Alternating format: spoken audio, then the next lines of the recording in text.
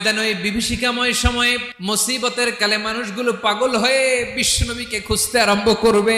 সবাই মিলে বিশ্বনবীর কাছে যেয়ে বলবে, ইয়া রাহমাতাল লিল আলামিন, দেখেন আমাদের কি অবস্থা, কি কঠিন বিপদে আমরা আছি, দাঁড়াতে পারি না, সূর্যের আলোতে ঘেমে হয়রান। বিশ্বনবী মাকামে মাহমুদে যে আল্লাহু আকবার বলে সিজদায় লুটিয়ে পড়বেন, বিশ্বনবী এমন ভাবে অজর দ্বারায় সিজদায় লুটিয়ে পড়ে কাঁদবেন, রব্বুল আলামিনের রহমতের দরিয়ায় জোশ লেগে যাবে।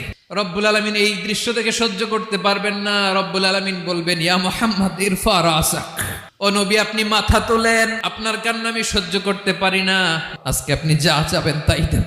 ওয়াশফা তুশাফা, যার জন্য সুপারিশ করবেন তার সুপারিশ কবুল করে নেব।